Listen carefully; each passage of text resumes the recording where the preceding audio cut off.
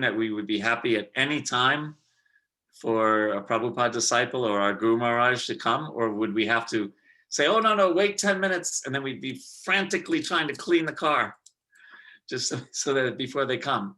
So is our car in the mode of goodness? Do we take rest at a reasonable hour? Do we get up early? Do we watch videos while we're taking prasadam, or do we peacefully take prasadam? Is our kopra, is our clothes nice and clean and neat? So many aspects are there to be in the mode of goodness. How do we treat other people? Do we treat everyone that we meet throughout the day with kindness, with respect?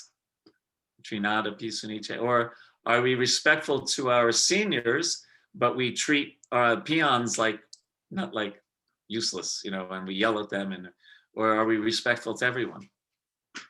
It said that it's easy to be respectful to a king, but the test of our nature is if we're respectful even to the beggar, right? So devotees are respectful to all living entities. So the mode of goodness really can help us in our Krishna consciousness. Basically, we want to be Krishna conscious as much of the day as possible. And when we're not, we want to fall down to the mode of goodness. And the mode of goodness, so we really want to look at our lives and look at our surroundings and really try to be very purposeful about cultivating the mode of goodness. Sattva, the Bhagavad Gita says, Sattva sanjayate jnanam, that from the mode of goodness, knowledge comes. And it's very hard to be Krishna conscious if we're very rajarsic and tamasic. I'm assuming that you know these words. If I'm assuming too much, please let me know and I'll explain what rajas and tamas are. I'm assuming you know, but please don't ever feel bad about saying, Brajvihari, could you explain some of the words that you're using? I'm not familiar with them. It's not a problem at all. So here, right in the first, preface, Srila Prabhupada is talking about the importance of one must promote himself to the mode of goodness. Any questions or comments or thoughts on that point about the mode of goodness and its relationship to Krishna consciousness? Hare Krishna Prabhu. Yes. Prabhuji, is this guna, is it by birth or is it by cultivation? Well, if it was, go ahead. If somebody born and brought up, or who is there in the Rajasic or Tamasic, is it possible to change the gunas, or is it it cannot be changed, or is it something like that? It could be changed. Otherwise, why would Krishna write about it and tell Arjuna about it in Bhagavad Gita? Right? If he just said, "Oh, you're a Kshatriya, you're in the mode of passion, forget about it." No, he. Why have the Bhagavad Gita if everything was by birth, right? All these things, Krishna's constantly saying, "You do this, you don't do that. You cultivate goodness, you avoid passion, ignorance." Why say that if it's already destined? No, anyone by Krishna's mercy and by the process given to us by Rupa Goswami can rise through the modes of material nature and ultimately to pure goodness. So it is is anyone stopping you from having a clean room? Can you say, "Oh no, I can't have a clean room. I was brought up in a dirty house. I can't clean my room"? Is anyone stopping us from having nice, clean cloth? Is anyone right? Is anyone stopping us from being nice to people? Right? So all of these things can be cultivated, even if they aren't our nature by birth. A Vaishnava is beyond Brahman. And so we can cultivate these Brahminical qualities very much so, regardless of our birth. And therefore, Krishna says guna karma vibhagasa. He doesn't say janma karma vibhagasa. In the Bhagavad Gita, he says a person is known by their qualities, not by their birth. Is that all right? That answer your question? So we have no excuses. We can't say, "Oh no, I was born in a very tamasic environment. What to do? Kya kare? I can't do anything." No, that doesn't work. That doesn't work.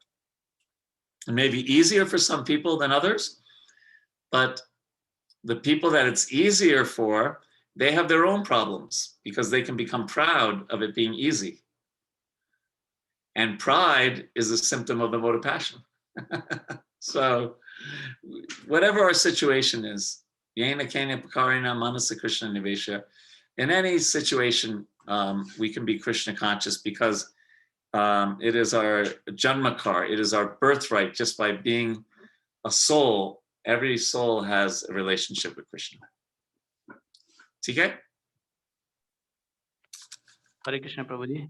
Yes. Prabhuji, this is Bharat Das. Prabhuji, I have a stupid question. So it may be a very smart question. Yeah. So Prabhuji, my question is that, sometimes people say that, in the material world, if you are like too good, you will be exploited. So how do we, understand this, developing this mode of goodness? Do we need to customize our, mode of goodness when we deal with different set of people, or how do we generally understand this? Thank you, Prabhuji. Well, there's different things to say about that. One time Prabhupada, not a few times, Prabhupada said, you can be a lion on the chase and a lamb at home. So, you're out doing business, or you're out doing work, or you're out preaching, you can be very strong. And then when you're back at the temple with devotees or back at your home, you should be you're dealing with Vaishnavas. The problem is sometimes we get the two confused. We're lambs on the chase and we're lions at home. That's a problem, because then we might commit Vaishnava aparad and different things. So that was a beautiful instruction from Srila Prabhupada.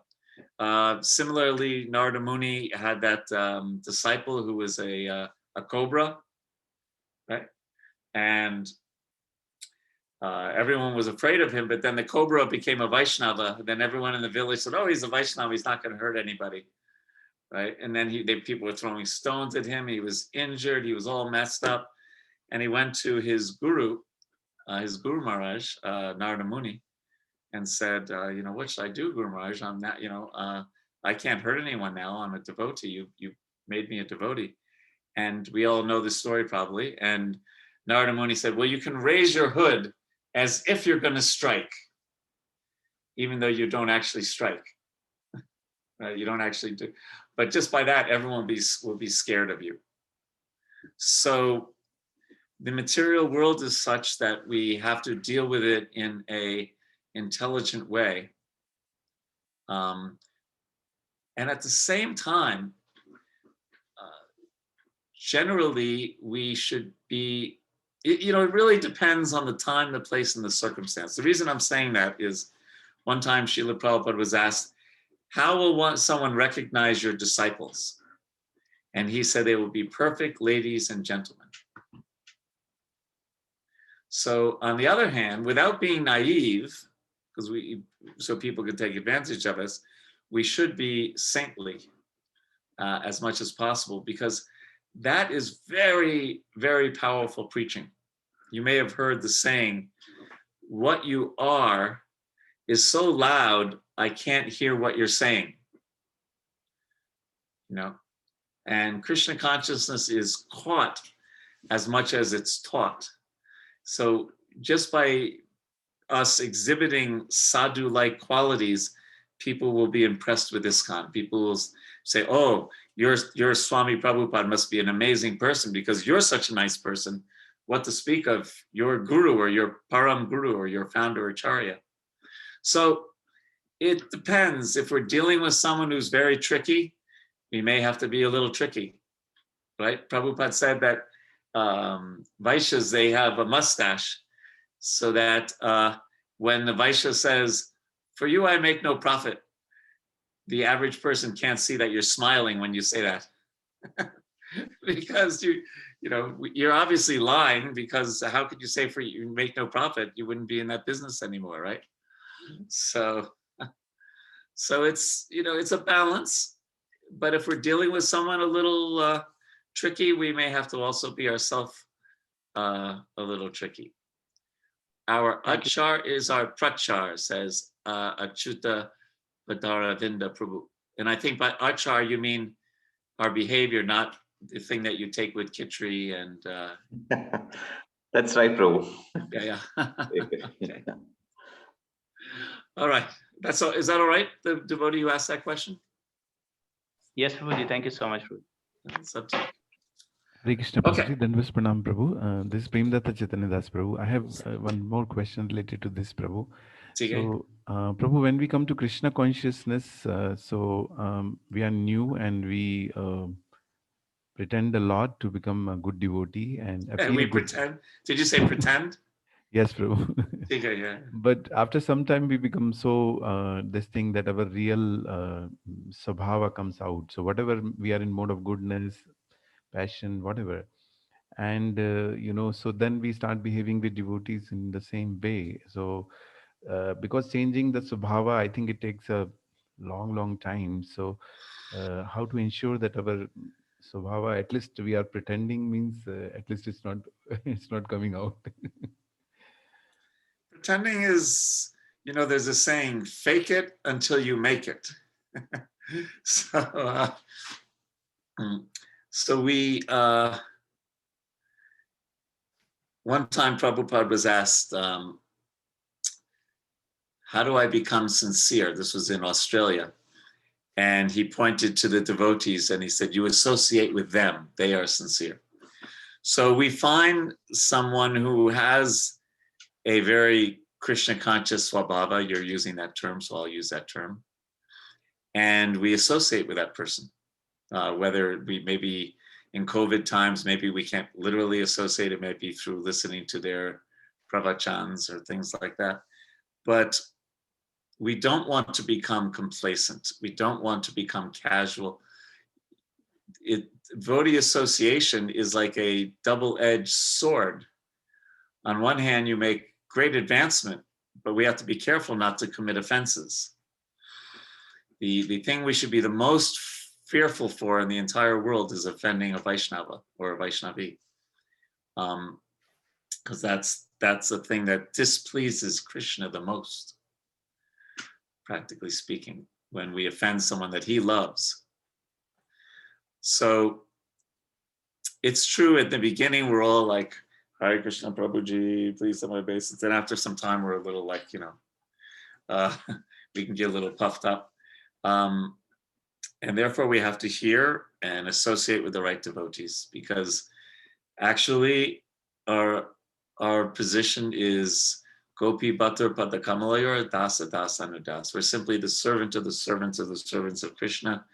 And this word Siddha Pranali, I won't go into all the details. We'll talk about this later in this book. But our main verse, in one sense, is Trinada pi sunichena tarora pi sehishna amanina amanadena kirtaniya sadahari, to be humble and meek and offer respects to others.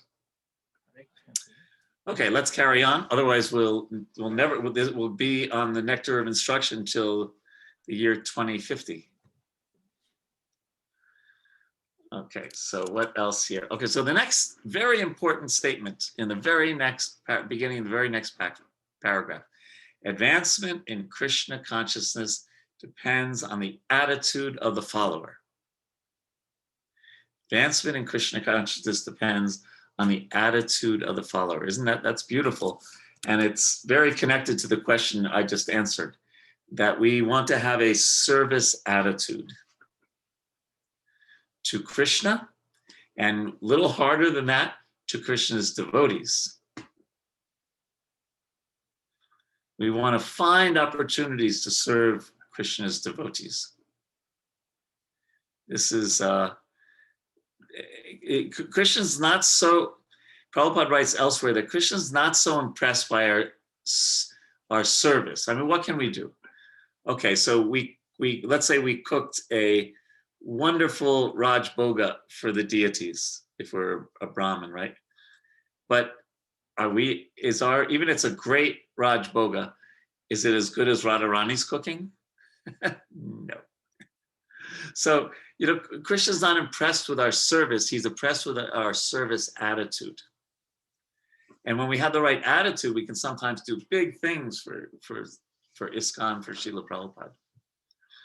But we really do have to work on this mood, this bhav, this begging for service, begging for mercy, looking for all opportunities to serve Krishna and serve Krishna's devotees. So if you ever get a phone call from the temple and they say, "Oh, Prabhu, Mataji, can you come and do some service?" You should say, unless there's something you really can't do, "Oh, thank you so much. You're giving me a chance to do service. Thank you so much."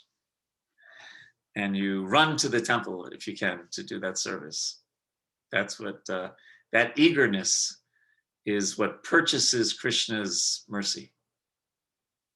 So it's a very powerful sentence, one sentence. Advancement in Krishna consciousness depends on the attitude. And then in the next sentence, kind of different, Prabhupada makes a distinction between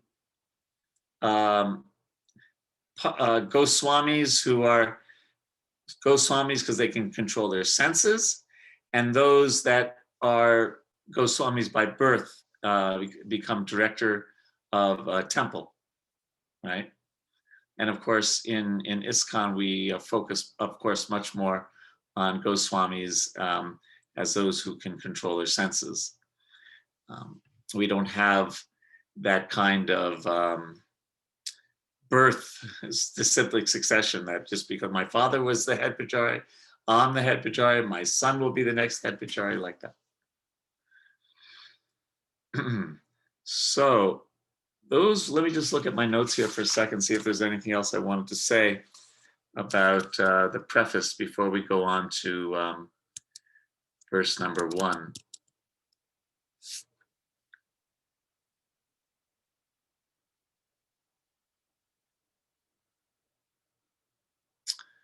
No, I think that's pretty good. Other questions or comments on this point about attitude or about Goswamis?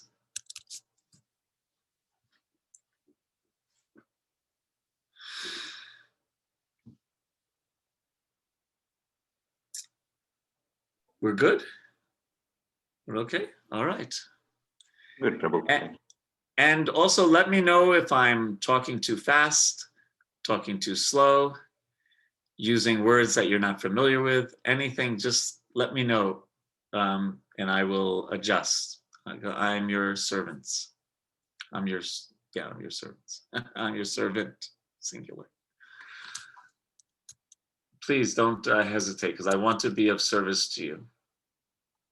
Okay, so now, Vacho Vegam, Manasakroda Vegam, Jiva Vegam, Udarapasta Vegam, Etan Vegam Yo Vishaheta Dira, Sarvam Apimam Prativim Sashishyat. So remember, for the exam, you have to know these 3 verses.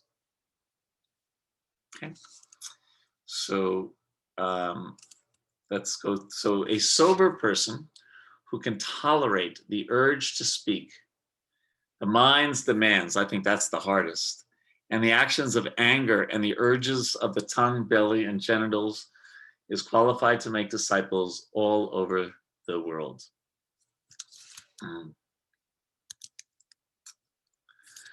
So Prabhupada first talks in this purport. Well, he says that experience is gathered by hearing and seeing. One who is less intelligent gathers experience by seeing, and one who is more intelligent gathers experience by hearing. Skipping one sentence, a less intelligent person may first have to be arrested and punished for stealing to learn to stop stealing. However, a rascal a foolish man may have the experience of both hearing and seeing, and may even be punished, and he still continues to steal. So that is, we'll talk, that is kind of the nature of the mind. The mind is, when it's not our friend, it's our enemy, that even we know this isn't good for me. Even we've suffered in the past from doing this, and still my mind says, no, this is different. Chalo, let's do this. Right? This is the nature of the material mind. And we'll talk more about the mind later in this purport. So then Prabhupada talks about prayaschita, meaning that when you do something wrong, when you do a sinful activity, how can you neutralize it? How can you stop it from affecting you? And he gives the example of, Maharaj Parikshit gives the example of the elephant bathing. So we know the example that maybe we've even seen it in life, that the elephant takes a nice bath and immediately after taking a bath, rolls in the dirt and makes himself, or uses his trunk to put dirt over him after taking a nice bath. And then Prabhupada also gives the example in Catholicism, in Christianity, that they have a special room where you can't see each other, but you are speaking to the priest and you're telling him all the sinful things that you've done. And then the priest will say, okay, chant these many rounds, not of Hare Krishna mantra, but what they call Hail Mary, and sin no more. And so the person is freed from his sins, he leaves, and then he goes, commits more sin, and then next week goes back and confesses again. And Prabhupada's point is that these two examples, these prayaschita, in other words, just trying to neutralize the reactions of wrong activities, it doesn't get to the heart of the problem. The heart of the problem is our impure desires. And the prayaschita doesn't do that. It just maybe neutralizes some karma, but it doesn't take away the desire to perform that sinful activity. And so therefore it's more or less useless because it doesn't really give a permanent solution. And that is a serious problem. So the permanent solution, of course, is Krishna consciousness, because not only does it free us from sinful activities, but much more importantly, it purifies our desire. And as we've been saying the last 10 minutes, what is that desire? Krishna, I'm your servant. Prabhupada used to translate the Maha Mantra, "Oh my Lord, oh energy of the Lord, Radharani, please engage me in your service." So prayaschita, it's like Prabhupada used to give the example, if you have a boil, I used to get boils a lot when I was in Vrindavan, unfortunately. And if you just want to blow on it, it may give you a little relief, but the boil's still there. And what you really need to do is lance it, and get rid of it. So that's kind of the difference between prayaschita and Krishna consciousness. So karmani nidahati kinchu cha bhakti bhajam. In the Brahma Samhita, it says that bhakti is what actually destroys our karma permanently, because we don't have a desire to again act in a wrong way. So it's so much more powerful than like karma kandik kind of things like prayaschita. So questions or comments on that?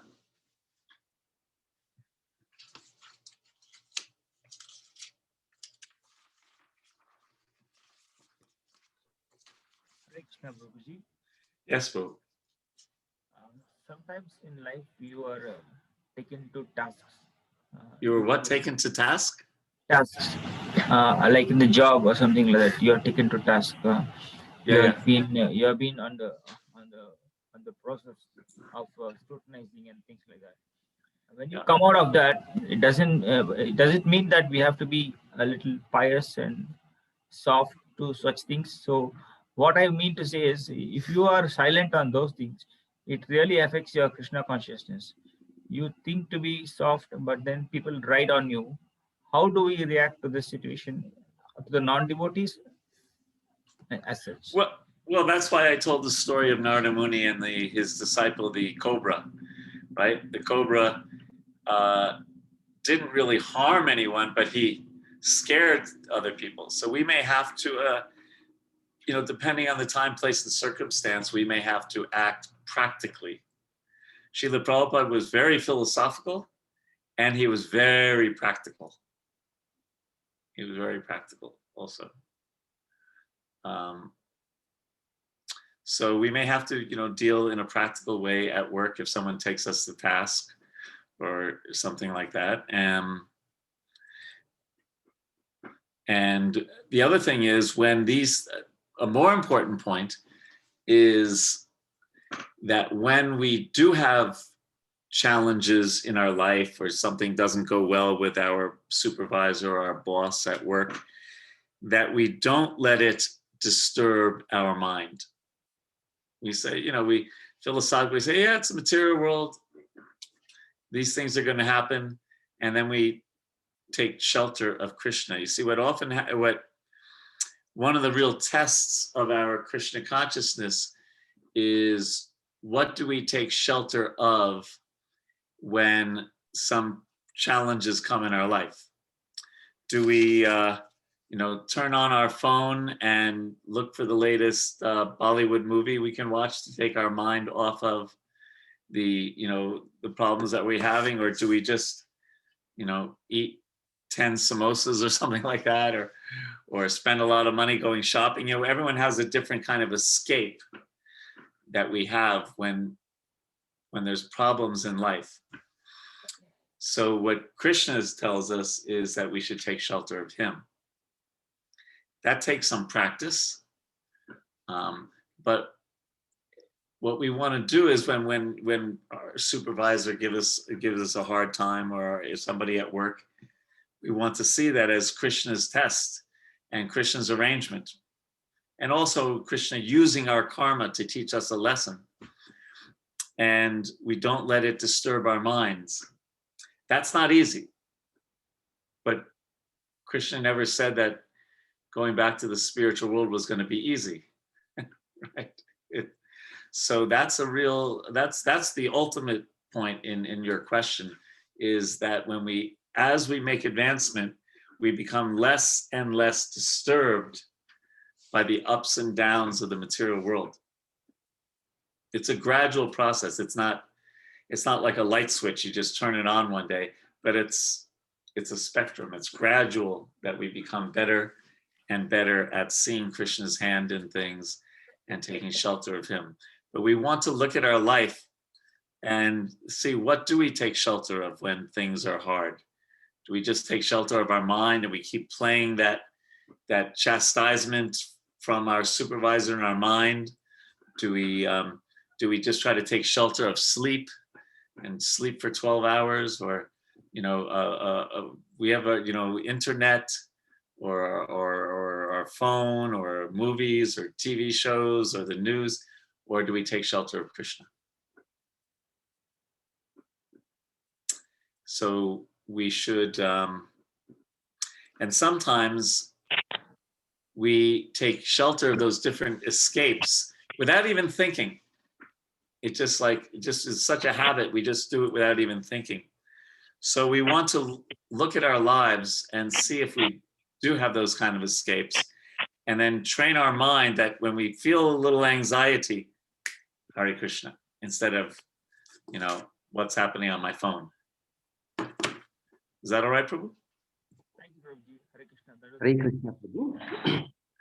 when we commit Vaishnava aparadha and seek the forgiveness of devotee, is it still similar to prayashchitta? No, that's different. Yeah, very good question, Prabhu. No, if a devotee forgives us, we are lucky. But it's not prayashchitta. Well, okay, it could be if you offend that same devotee tomorrow. I don't know if it's, it'd be really dumb, really bad to do that. And then tomorrow night you say, oh, Prabhu, I'm so sorry. Next day you offend, oh, I'm so sorry. After a while, they're not going to take you very seriously, right? So it could be kind of like prayashchitta if we again do that. But if we offend Vaishnavas, we should just beg for their blessings, and not do it again. Was that all right, Prabhu? Is that all right, Naveen? Navina? Yes, Prabhu. TK? All right. What's in the other chat just says, good reply. Somebody had made a good reply. Okay, shall we continue? Okay. So we did prayashchitta. Now in the next paragraph, Prabhupada talks about, he said, one can be gradually elevated to the standard of real knowledge or Krishna consciousness by practicing tapasya, austerities, celibacy, brahmacharya, controlling the mind, controlling the senses, giving up one's possessions in charity, of being avowedly truthful, by keeping clean, and by practicing yoga asanas. However, if one is fortunate enough to get the association of a pure devotee, he can easily surpass all the practices for controlling the mind by the mystic yoga's process, simply by following the regulative principles of Krishna consciousness. So all those things that we read are good, and we just talked about keeping clean, and they culminate in Krishna consciousness, and the power of Krishna consciousness is such that it surpasses everything. By hearing and chanting. Prabhupada just says, if we can follow the four regulative principles and engage in service under the direction of a bona fide spiritual master, that is our way to perfection. So then in the purport, Srila Prabhupada starts talking about the 6 vegams, urges that we have to control, or if we want to be a devotee. So Prabhupada says that the first one must control the speaking power.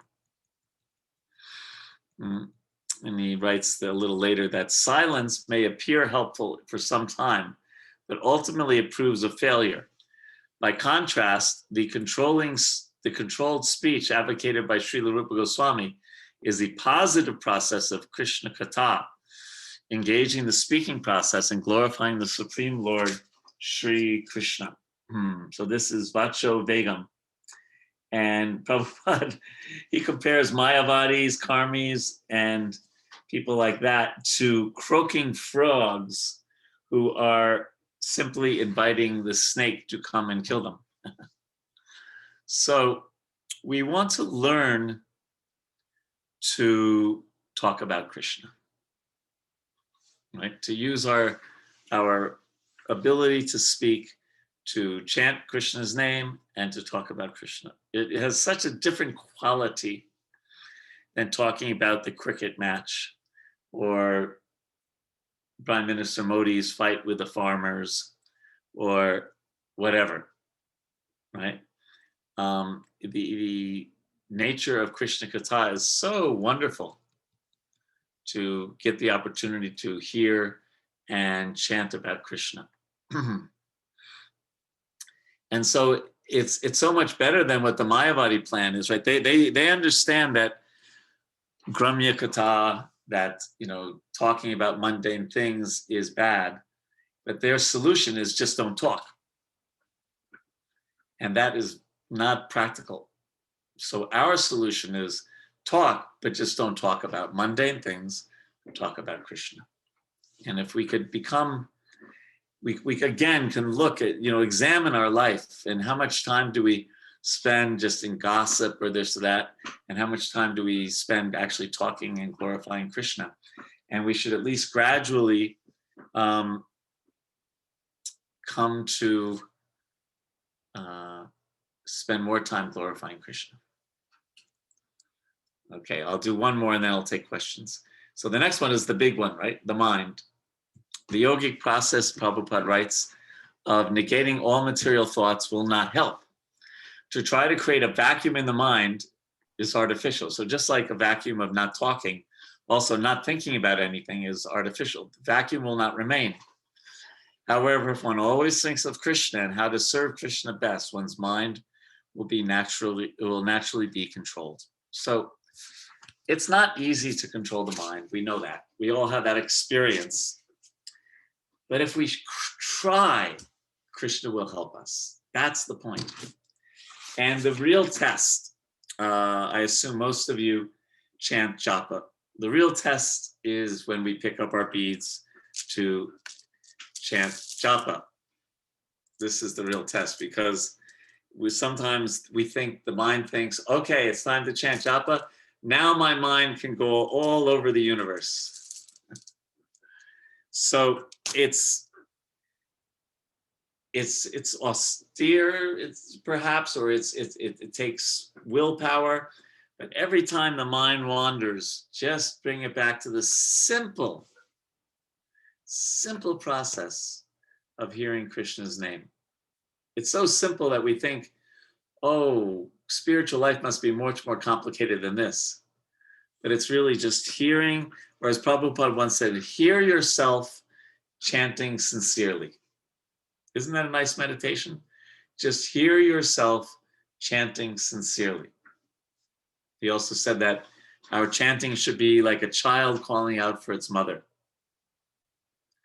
Imagine you're in one of these big markets. I know northern India, like if you're in Chandi Chowk, if you've ever been to Delhi, it's a super, super busy market in old Delhi, the old part of Delhi.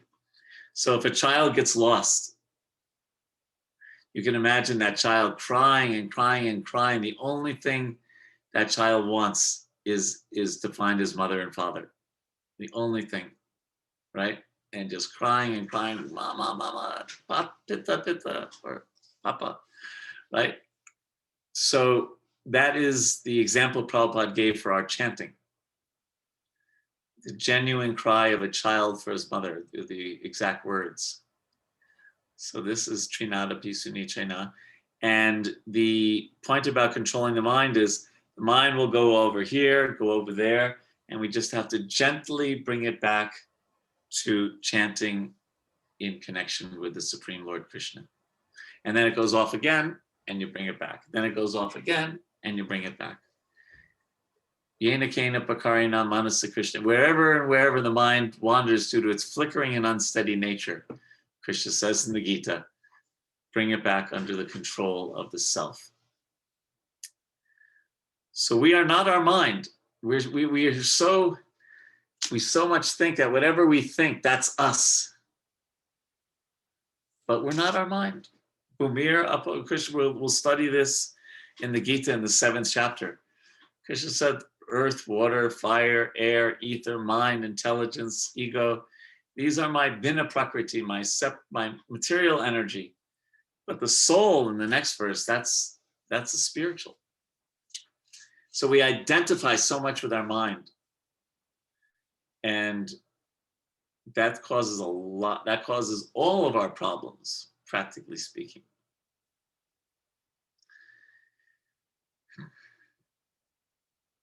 Causes all of our problems. In the 11th canto of the Bhagavatam, the Advanti Brahmana says that the only problem in this world is the mind.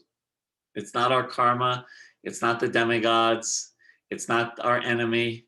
The only problem is our mind. So we should understand this philosophically and catch ourselves when our mind is going, oh, I don't like Krishna Das, and oh, the weather is so hot, or it's so cold, or this or that. And we just say, okay, well, that's my mind going blah, blah, blah, blah, blah. And I'm not my mind. So when we're chanting, we don't have to have a very complicated mind. Simply hear ourselves chant sincerely, bas. But we understand that controlling the mind is not an easy process. And therefore we take the easiest part of that process, and that is to hear and chant about Krishna. And it could be a lifetime sadhana of regularly neglecting our mind and regularly fixing it back on Krishna's lotus feet. So questions on the Vacho Vegam or the Manasakroda Vegam, the mind or the speech?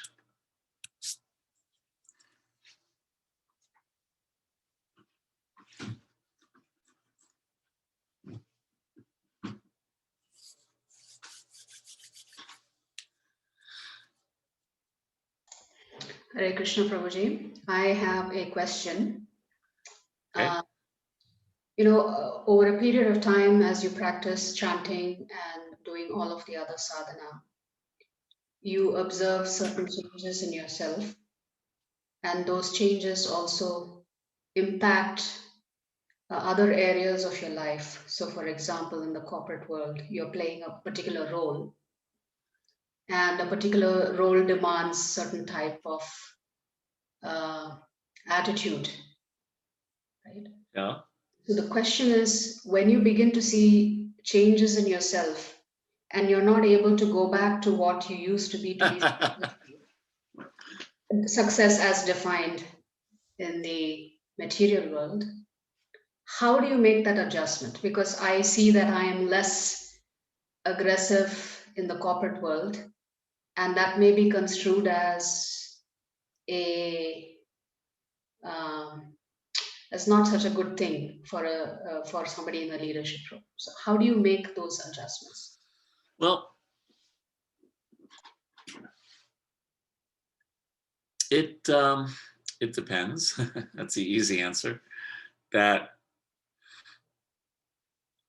we have to look at our situation, even very practical things like look at our finances, and do we want to retire from that kind of work and dedicate ourselves to Krishna consciousness and spreading Krishna consciousness?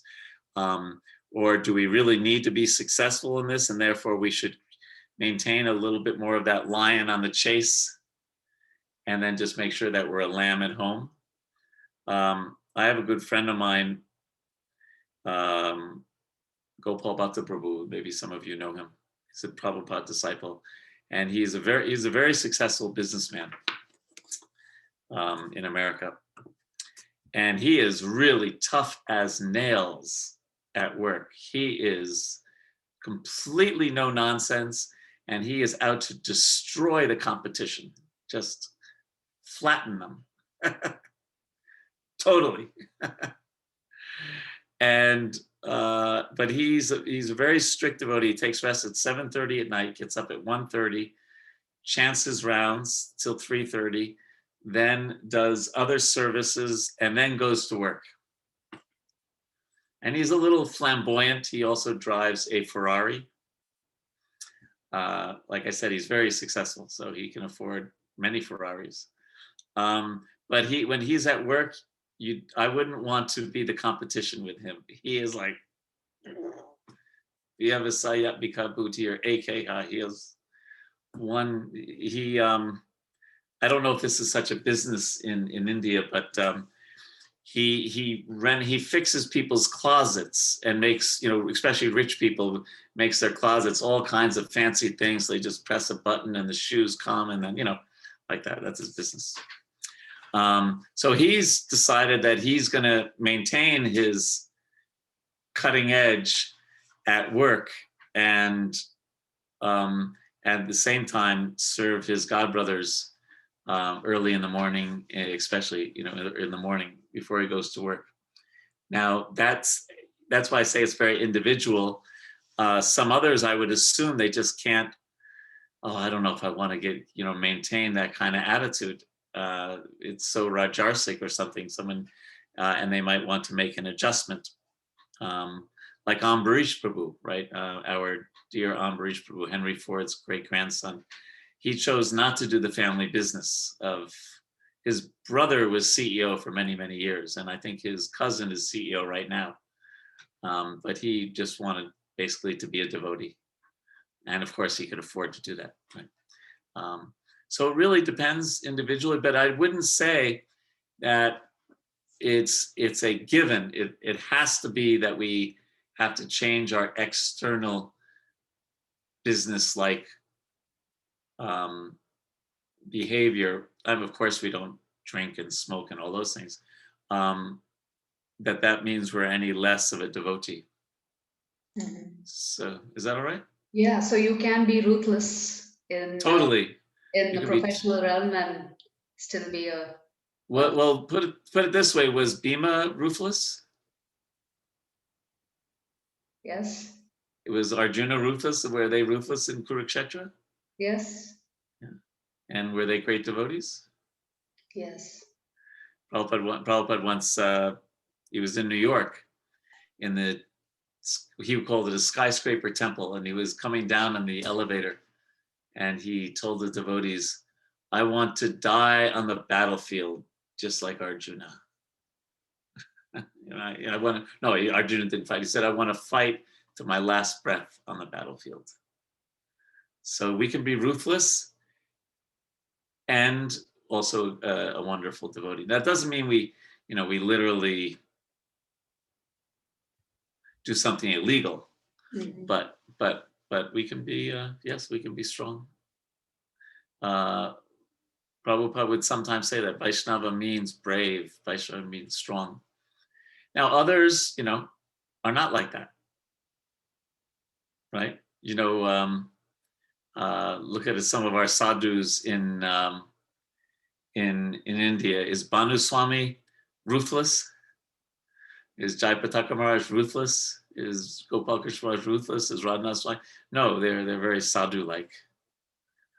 But the point is, Prabhupada would also say Vaishnava is not stereotyped.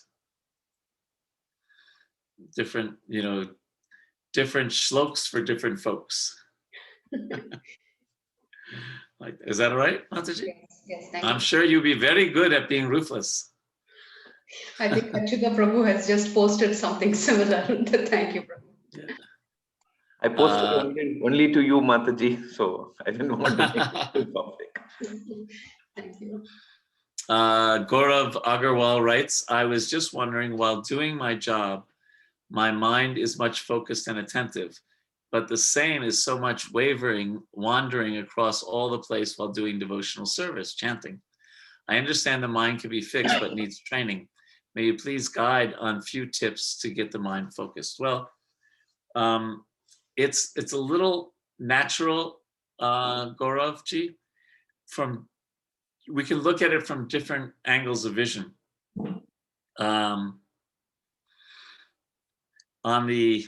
You understand this word existential on this, the topmost philosophical part, we have turned our back from Krishna from time immemorial.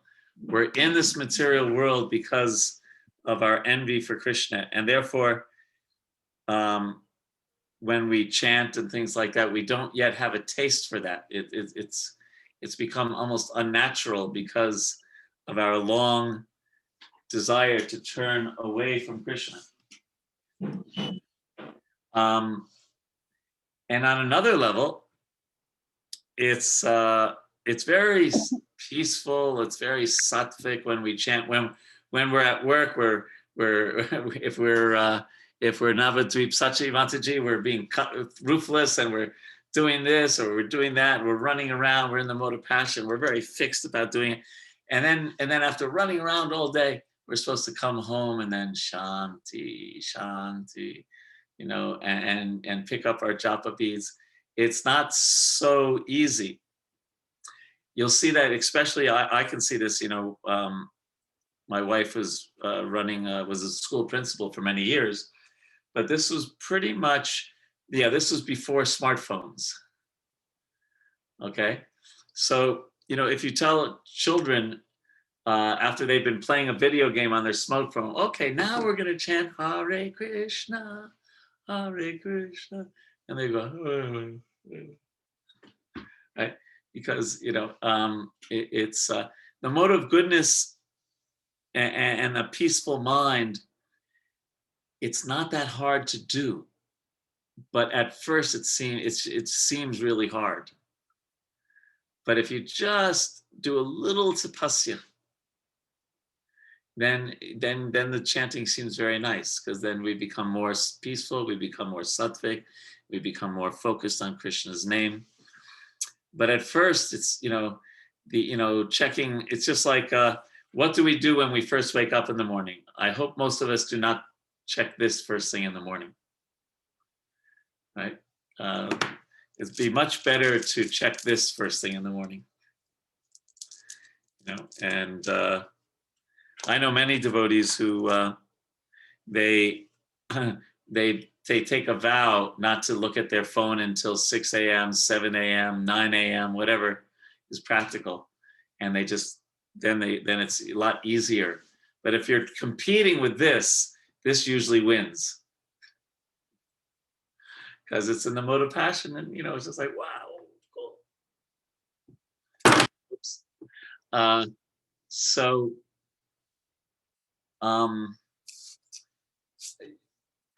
To answer Gaurav Prabhu's question,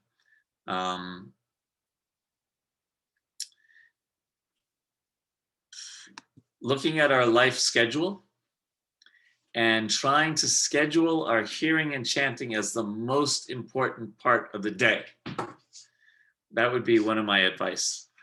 Just like, for example, if you're, the CEO of your company where you work says, I'd like to see you at 4 o'clock. Are you going to be there at 4 o'clock? Yes, right. You'll be there probably a little before 4 o'clock, right? You'll be very well dressed and everything, because it's such an important thing. So we should also, because it's in our schedule, it's on our calendar. 4 baje, pakka, I'll be there. So we should also make appointments with ourselves and with the holy name and with Prabhupada's books, and keep those appointments just as carefully as we would keep the appointment with my CEO. Just as carefully. And we should think, what is the best time of the day for me to chant? What is the best time of the day for me to read? And then we should create the rest of our life around that. So if the best time to chant is 5 a.m., we have to get up, we have to go to bed at a reasonable hour.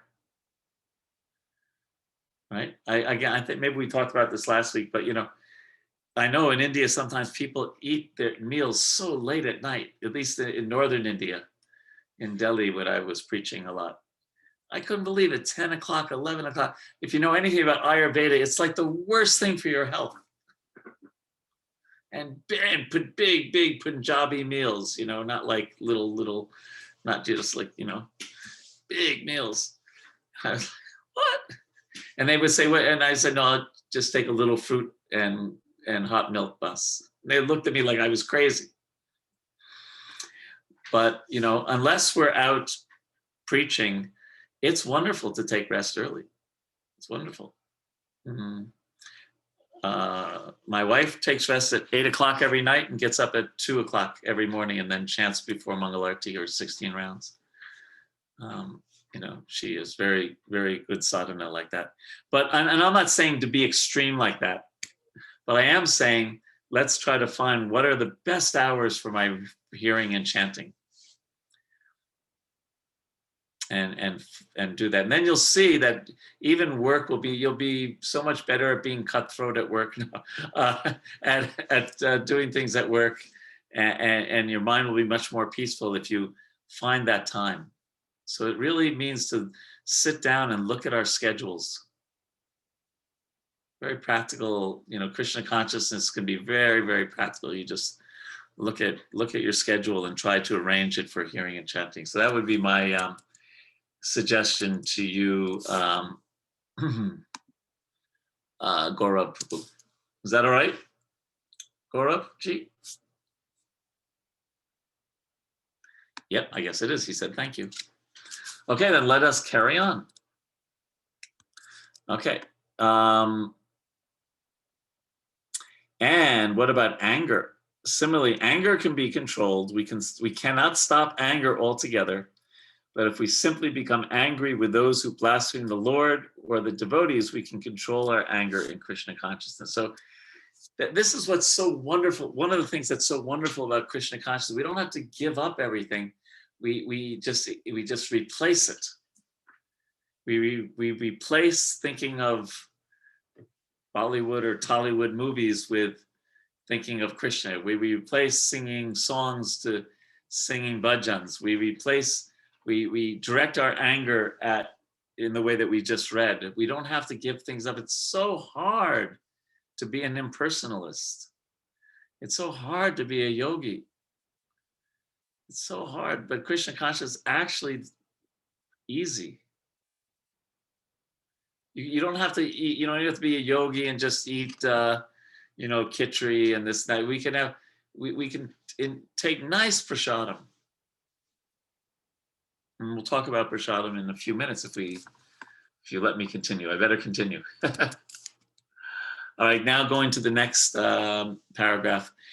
As for the urges of the tongue, we all experience that the tongue wants to eat palatable dishes. Generally, we should not allow the tongue to eat according to its choice, but should control the tongue by supplying prasadam. So this is something this is practical, and it's not hard to do. It's not hard to do, to just take prasadam. Offer it in your home, have a picture of Krishna, or many of you probably have deities and things. And if you're not so familiar with Krishna consciousness, you can just have a separate plate and spoon for Krishna. You put that on the plate, you put it in front of the deities. And if you're a beginner, you just chant the Hare Krishna Maha Mantra 3 times and say, my dear Lord, please accept this food. And if you're initiated, then there's some more mantras to chant to Guru, to Lord Chaitanya, to Krishna. But we just take this vow that I'm not going to eat anything unless it's first offered to Krishna. Bas is the saying, you are what you eat. And it's not hard. It's not hard. I was laughing, not that this part is not funny, but my son and my daughter-in-law, they both got COVID-19 long time ago, about 8 months ago. They live in England, in the UK right now. So, there's some lasting effects to COVID sometimes. So the lasting effects for both of them is they cannot, even the thought of onions and garlic makes them sick. So I said, oh, Krishna's mercy. you can't even think of having onions and garlic. Like that. So we want to be, this is one thing, and it's not so hard. If you go to your job, usually you can bring a tiffin with you to your work and then take prasadam there. What I used to do, it's a little harder in India because salad is not such a popular foodstuff in India, or they say in India, they often call it salad instead of salad. But if I had to go out for a business meeting with someone and they're eating their nonsense, I would just order salad, and then just put some olive oil on it. And, and then my Prabhupada said you can offer food in your mind if you're in a situation like that. But if we can go to the office and bring a tiffin with us, that prasadam that was cooked at home, that is, of course, wonderful. That's a good standard to set. And generally speaking, it's not hard to do that. So let me see. So let me ask you a question. When do you think it's all right to eat in the home of a life member who invites you to their house? What is your opinion about that?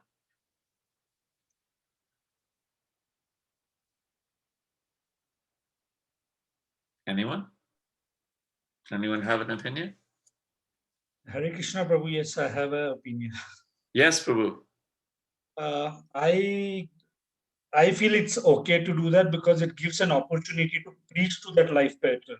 When you go to his house, and of course we can always beforehand convey our specifications to him or her, and also that opportunity for interacting with those life patterns give us an opportunity to preach to them, and maybe over a period of time for them to kind of develop some taste for sadhana and get into that practice. So I feel it's a Okay. preaching opportunity. And Murli Sham Prabhu says, first time before he gives money. Murli Sham Prabhu is very practical, advanced devotee. Okay. I have a doubt about the previous session. Can I ask? Not this Please. previous. Please. You told about getting angry on devotees who are opposed to Krishna consciousness. So I'm telling a practical question. Please don't take it anything specific. So we are in full time. So we are in, day out managerial issues with only with devotees mostly. Outside world, who is opposing Krishna consciousness? People are already beaten left, right, center by Maya. So the most of the anger is shown on devotees whom we speculate and we think that our co-devotees. We ending up showing anger on them and spoil our Krishna consciousness. And it is the same case with any manager here sitting here. So the way I always answer that question is, we're servants, right? Jivara Swarupahaya Krishna Nityadas. We're servants of Krishna, we're servants of Guru. So if it is our service to chastise devotees, to correct devotees, even sometimes to say you have to leave the temple, my dear Prabhu, that if that's our service, then we do our service. The challenge is that sometimes people who it's not their service to do that, but they still like to talk about devotees' faults and we should kick him out or do this or do that. That is, if it's not your service, just chant Hare Krishna and be happy, right? You know, it's just, that's part of being detached. Not that we're not gossipers in Krishna consciousness. We don't want to, you know, that's when we know we don't have much of a taste for Krishna consciousness, when we'd rather talk about gossip than talk about Krishna's pastimes. But if it's our service to protect the society, if it's our service to run a temple that is safe, so that we know that no one who comes to the temple will be cheated, no one will be treated in an improper way. If it's our service to do that, then we do our service and Krishna will protect us because we're doing it in a mood of service. But so those devotees who have managerial responsibilities, they have to make sure that they're doing it in the mood of service and not in the mood of anger or hatred. And for the devotees who it's not their service, don't, Gramya Katana, Shunive Gramya, don't talk village talk, don't talk gossip. Focus on Krishna. I'm jealous. I'm envious of devotees who don't have to think at all about management, don't have to think about, these big issues that sometimes I have to deal with. They just there, Hare Krishna, Krishna Krishna, Hare Hare, going to the class. No problem in life. Sometimes they say, oh, Krishna, why did you give me this service? But it's my service. So therefore, I deal with all kinds of, my profession is conflict resolution. So I deal with conflicts amongst devotees. And it's my service, so I have to do it. And Krishna will protect me. Is that all right, Murli Sham Prabhu? One more clarification, how to deal with equals. And particularly the same question will apply for grihasthas. The most of the anger is shown on wife or husband or children's. And they may be devotees also. And that is a place we show our anger to the close people. Yeah, we really want to avoid that. Peers in general, we're supposed to be friendly, right? We're supposed to be very respectful and offer service to seniors. We're supposed to give kripa, give mercy to juniors, and we're supposed to develop love and friendship with equals. So our peers, we should not, sometimes we try to compete with them, right? One temple president will try to defeat the other temple president in something or other, right? Or whatever. But we want to have friendship. That's going to be the, that's going to come up in the, I think it's the 4th verse of the Nectar of Instruction. Priti Lakshanam, dealing with the 6 ways to deal with devotees with love. Husband and wife, you know, we have in our Vedic culture that you know that wife has some duties, husband has some duties. Obviously, in some householders, at some households, that has been adjusted because now women also work in the workplace, and some of them are actually even big leaders, right, in some corporations in India and around the world, for that matter. So I heard recently from Mahatma Prabhu was giving a class on Grihastha Ashram, and we know a lot about Stri Dharma, about the duties of women, but he was talking about men, and he said that, you know, we should see our spouse, our wife, with respect, because she's not just wife, but she's a devotee, and so we should associate with her more on the level of devotee than just wife. And Prabhupada would even say, don't ever consider your wife a machine for sense gratification.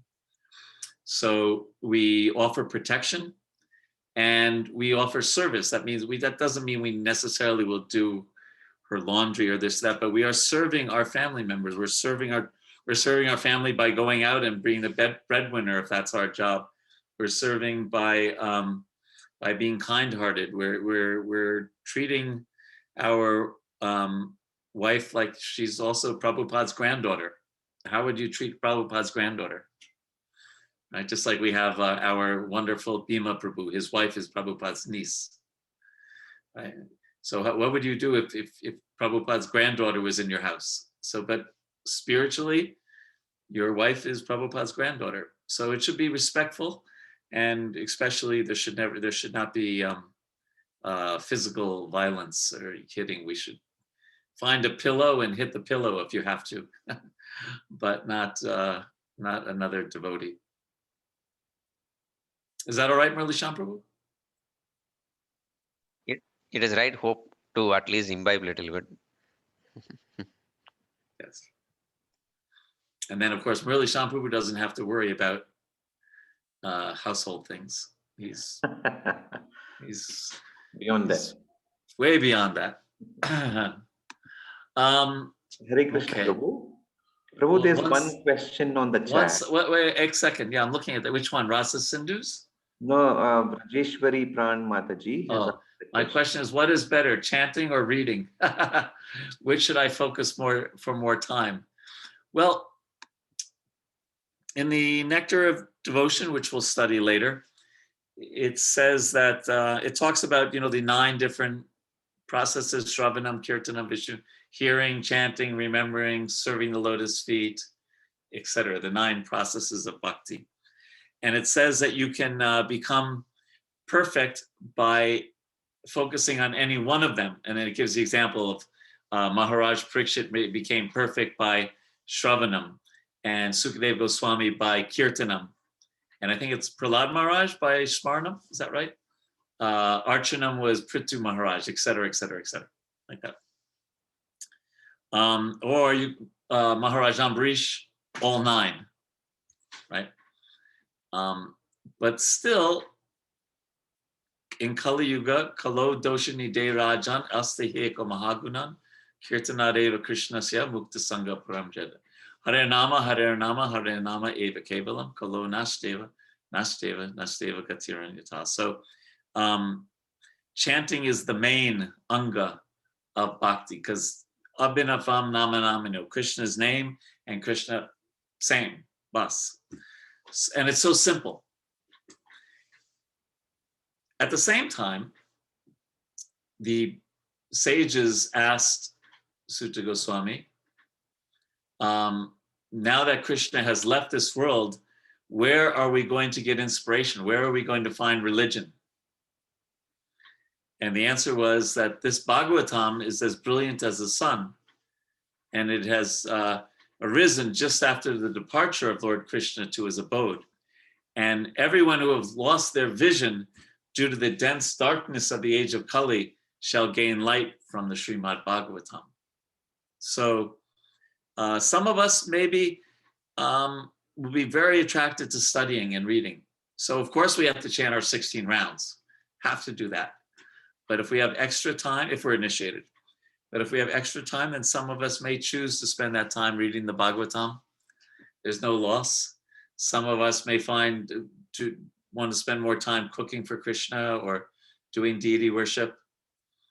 We have different tastes, but we don't forget that the Yuga Dharma is Harinam Sankirtana. I hope that's okay, Mataji. I hope that's helpful. And we have another question in the chat, I believe. Is desire to eat a prasadam restaurant such as Govinda's lack of control of tongue? No, that's, you know, there's different levels of Krishna consciousness. Now, some of the points in this purport, Prabhupada is talking to Murli Sham Prabhu. He's talking to renunciates. He's talking to sannyasis and brahmacharis, because he's even quoting an instruction that Lord Chaitanya gave to a sannyasi. So, so if we're, I know we have different levels of devotional advancement on this call, in this class. So if we're kind of beginners, just take prasadam.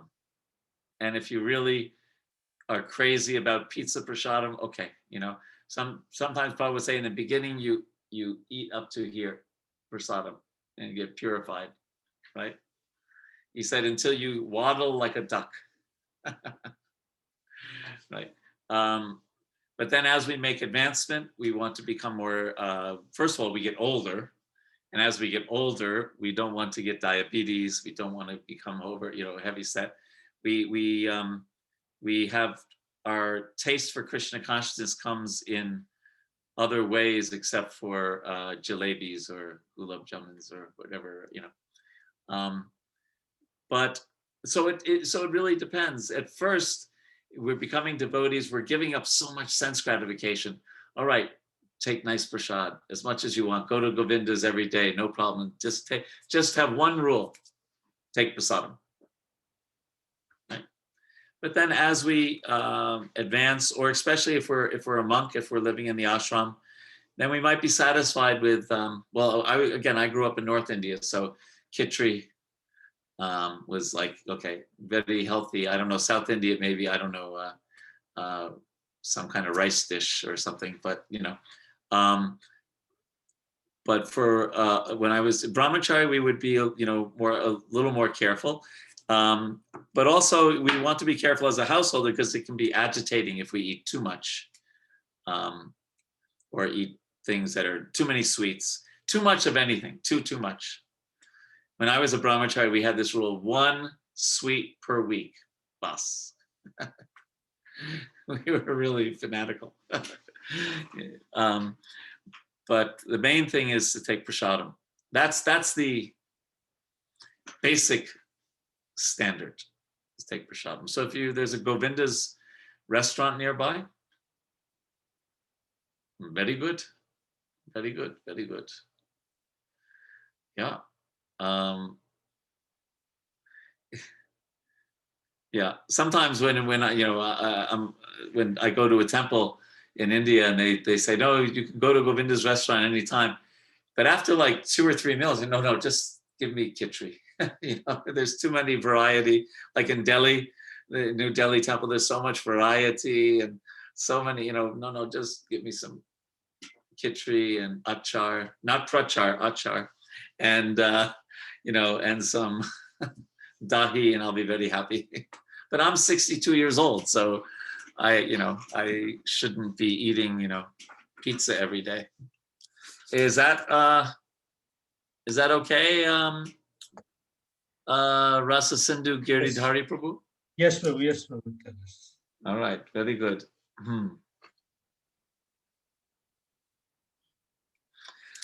I had other questions about prasadam, but we should probably, let's see, go a little further.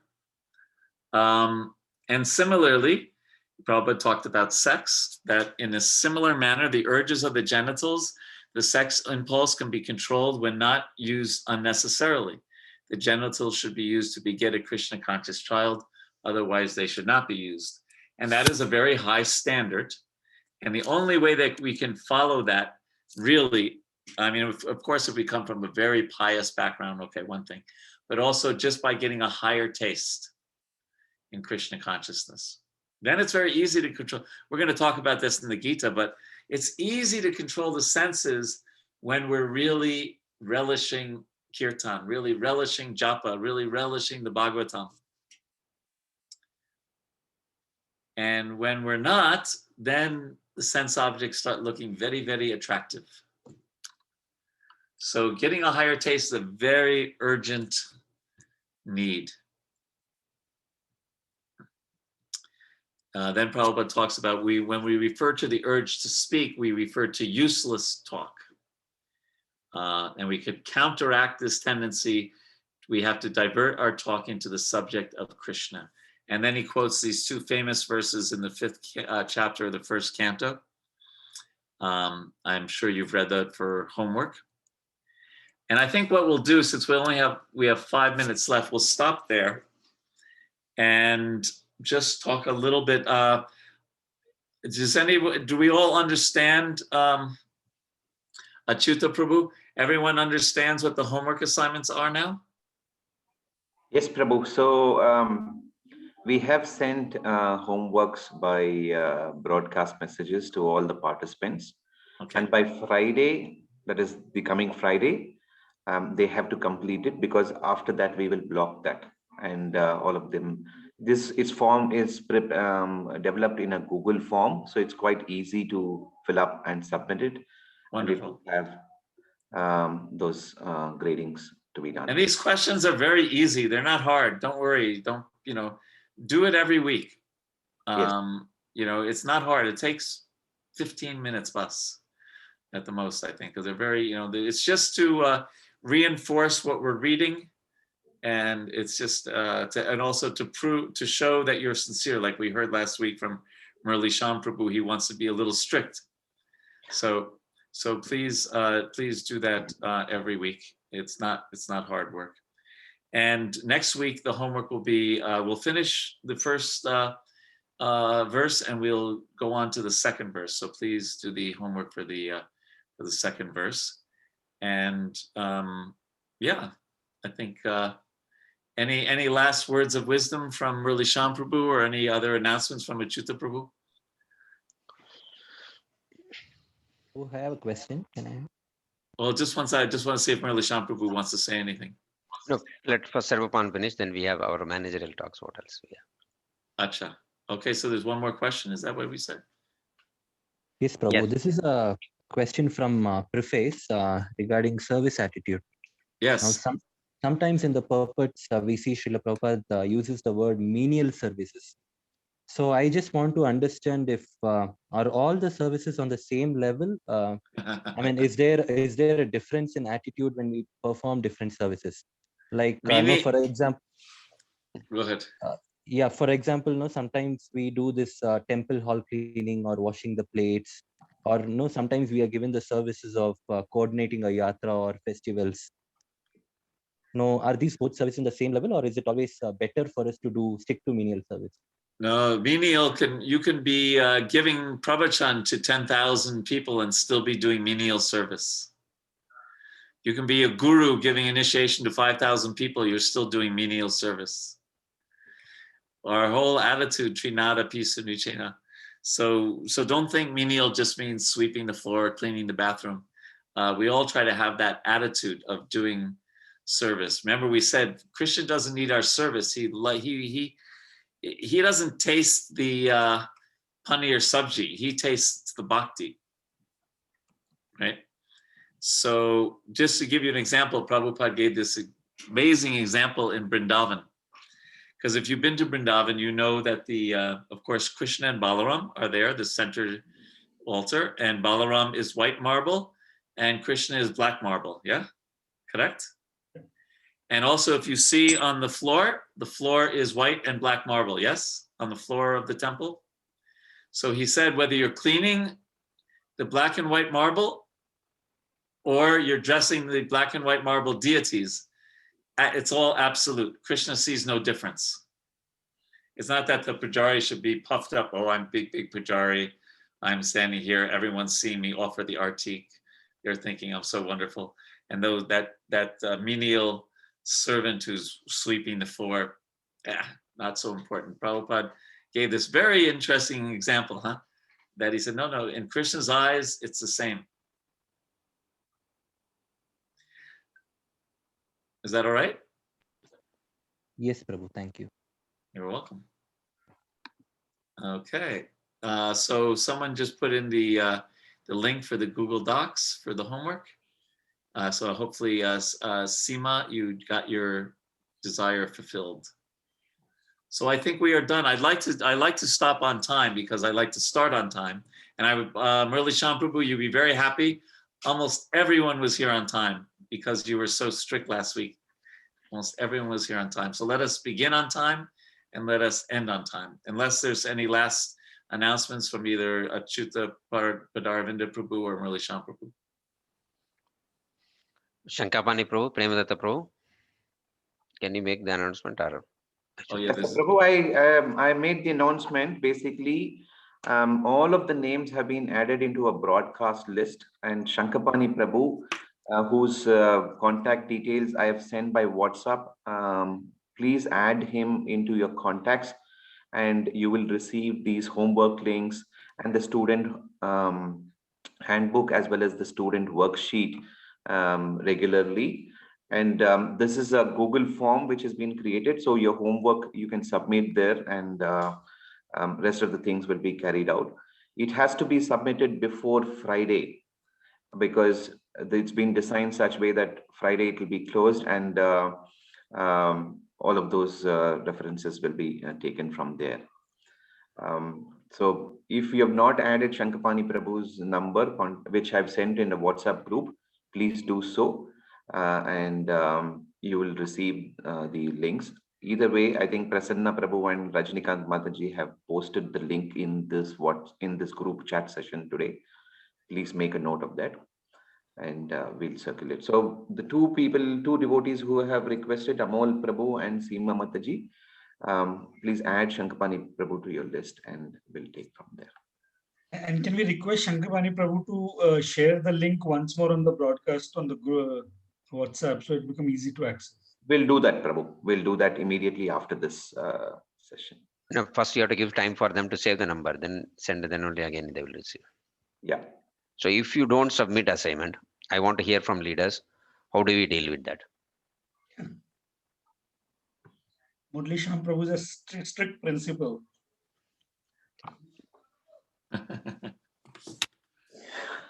Okay, anything else? No, I want leaders to answer it.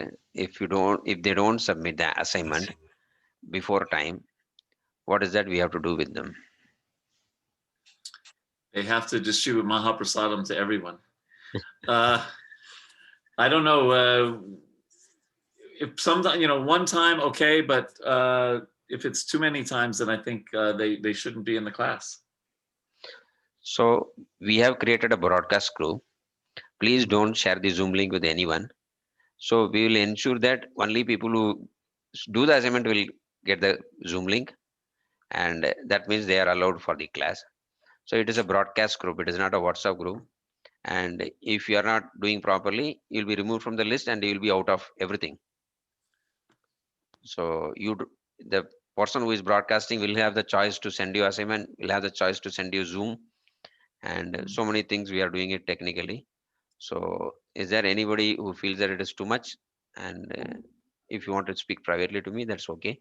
But if you want to, have you given the grade? So for example, if a devotee does not submit the homework for one class, will the person be removed, or consecutively 2 classes, something like that.